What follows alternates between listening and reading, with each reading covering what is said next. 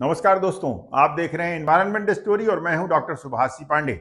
आज हम बात करेंगे एक ऐसे अपराध की जो अब हत्या से भी बदतर माना जा रहा है। और हत्यारा कौन है? हम, आप, सरकारें, सिस्टम और हमारी चुप्पी। हाल ही में ताज ट्रेपेजियम जोन में 454 पेड़ों को काटने के मामले में सुप्रीम कोर्ट ने न केवल जुर्माने के खिलाफ लगी याचिका को खारिज कर दिया, बल्कि प्रति पेड़ 1 लाख रुपए जुर्माना वसूलने का आदेश भी दिया। 1 लाख रुपए प्रति पेड़ का मतलब हुआ कि आरोपी को अब 4 करोड़ 54 लाख रुपए का जुर्माना भरना होगा।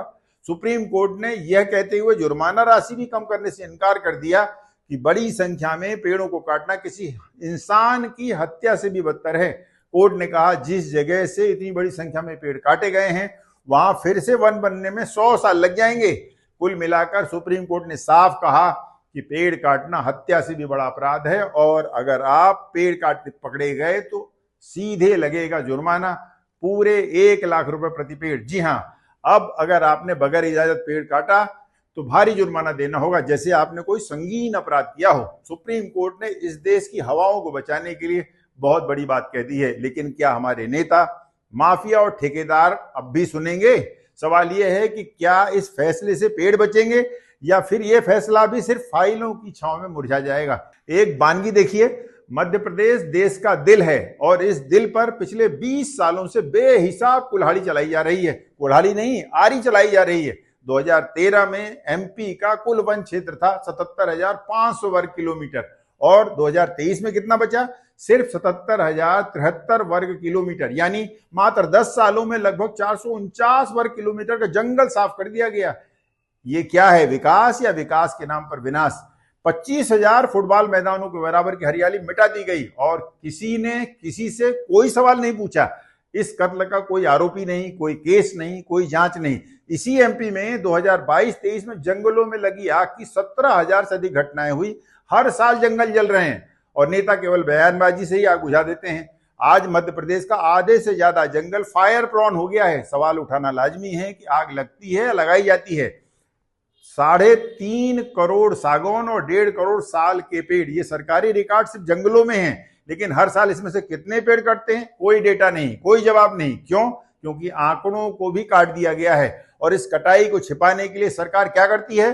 घास को ग्रीन कवर बताकर फॉरेस्ट दिखाने की खुशफहमी पाल रहे हैं। बांस उगाकर ग्रीन इंडिया का ढोल पीटा जा रहा है। बांस उगाकर हम जंगल नहीं बना रहे, जंगल बढ़ाने का नाटक कर रहे हैं। आपको पता है, मध्य प्रदेश में बांस का क्षेत्र 2021 के मुकाबले 2027 वर्ग किलोमीटर बढ़ा है, यानी वर्तमान में बांस का क्षेत्र 20,421 वर्ग किलोमीटर हो गया।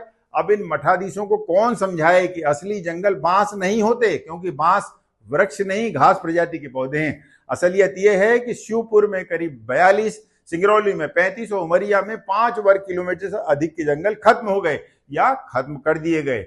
इसमें भी विशेष बात यह है कि ये सब टाइगर रिजर्व यानी आदिवासी इलाकों के पास है। क्या ये इत्तेफाक है? नहीं, ये प्लानिंग के नाम पर प्रकृति की हत्या है। टाइगर बचे न बचे, लेकिन कारपोरेट्स की जेबें भरती रहें, यही असली एजेंडा है। राजधानी भोपाल में भी विकास के नाम पर विनाश का कम तांडव नहीं खेला गया। यहाँ स्मार्ट सिटी प्रोजेक्ट के नाम पर पहली फुर्सत में 8,000 से अधिक पेड़ों को काट डाला गया, जबकि स्मार्ट सिटी प्रोजेक्ट पूरे देश में ही पूरी तरह से फेल हो गया। अरबों रुपयों की बर्बादी हुई सो अलग। समाप्त हो चुके बीआरटीएस कॉरिडोर के नाम पर 3,100 पेड़ों की बलि दे दी गई। मेट्रो प्रोजेक्ट के लिए 2,175 पेड़ काटे गए। विधायक आवास के लिए 1,175 पेड़, सिंगार चोली रोड के लिए 1,920 पेड़ और हबीबगंज यानी रानी कमलापति रेलवे स्टेशन को नया लुक देकर कारपोरेट को सौंपने के लिए 155 पेड़ काट डाले गए। अरे खुद नगर निगम ने मध्य प्रदेश की राजधानी भोपाल के सबसे बड़ी वाटर बॉडी यानी बड़े तालाब के किनारे लगी जीवन वाटिका के 150 से अधिक पेड़ों को एक झटके में कत्ल कर दिया। क्यों? क्योंकि उनको तालाब के किनारे करोड़ों रुपयों से म्यूजिकल फाउंटेन बनाना था। और आज क्या स्थिति है? वह म्यूजिकल फाउंटेन अपने बनने के माह से ही आज तक बंद पड़ा है। अब कोई नाम लेवा भी नहीं है उसका। पैसा हजम, खेला खत्म। अभी बिल्कुल ताजा मामला बताता हूं आपको। भोपाल नगर निगम में एक ऑल टाइम विवादास्पद अधिकारी हैं सुबोध जैन। कहने को तो वो सुपरिटेंडेंट इंजीनियर हैं, लेकिन वास्तव में इस अधिकारी को एक मजदूर के बराबर की भी समझ नहीं है। नगर निगम के इस प्रतिभावान अधिकारी के मन में पेड़ पौधों, नदी नालों, जंगल पहाड़ों के लिए कोई दया भाव नहीं। कोई प्रकृति प्रेम नहीं है। मनमानी की हालत यह है कि उसने अभी एक सभा आयोजित करने के लिए 47 पेड़ों को जेसीबी से खुदवाकर एक कुएं में डलवा दिया। किसी से कोई चर्चा नहीं, कोई अनुमति नहीं, और अब जब लोग पूछ रहे हैं तो वह मुंह छुपाए छुपाए घूम रहा है। भ्रष्टाचार की हालत इस लेवल की है कि ना तो उसके खिलाफ कोई कार्रवाई हो रही है और ना ही उससे कोई क्षतिपूर्ति मांगी जा रही है। सोशल मीडिया के दबाव के चलते नगर निगम संबंधित समिति या आयोजनकर्ताओं से मात्र 3,000 रुपए प्रति पेड़ क्षतिपूर्ति का आदेश भी जारी कर देगा। अब बताइए, एक तरफ सुप्रीम कोर्ट 1 लाख रुपए प्रति पेड़ क्षतिपूर्ति का आदेश देता है, वहीं भोपाल नगर निगम मात्र 3,000 रुपए प्रति पेड़ क्षतिपूर्ति का। आखिर अवैध रूप से काटे गए पेड़ों की क्षतिपूर्ति वसूलने में इतना बड़ा विरोधाभास क्यों है?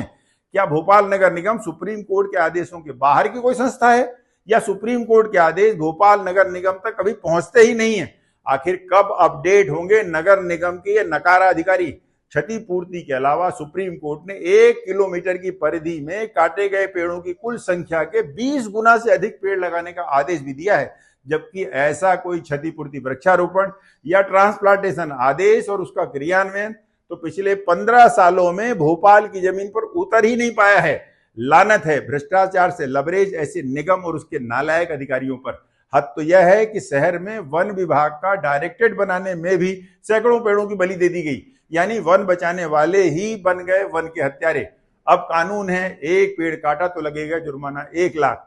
लेकिन सवाल यह है कि यह कानून आम जनता के लिए है या अफसरशाही और ठेकेदारों पर भी लागू होगा, या फिर से वही होगा जो होता आया है, यानी गरीब काटे तो जुर्माना और सरकार काटे तो विकास। सुप्रीम कोर्ट ने तो अपनी जिम्मेदारी पूरी ईमानदारी से निभाई है, लेकिन इस देश में पेड़ काटने वालों के हाथ भी बहुत लंबे हैं, और इसीलिए अगर हम अब भी नहीं जागे तो कल ऑक्सीजन की कीमत किसी ऑडी या मर्सिडीज से भी ज्यादा होगी। सोचिएगा जरूर।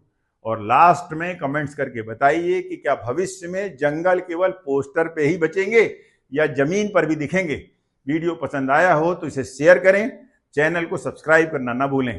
धन्यवाद। जय हिंद।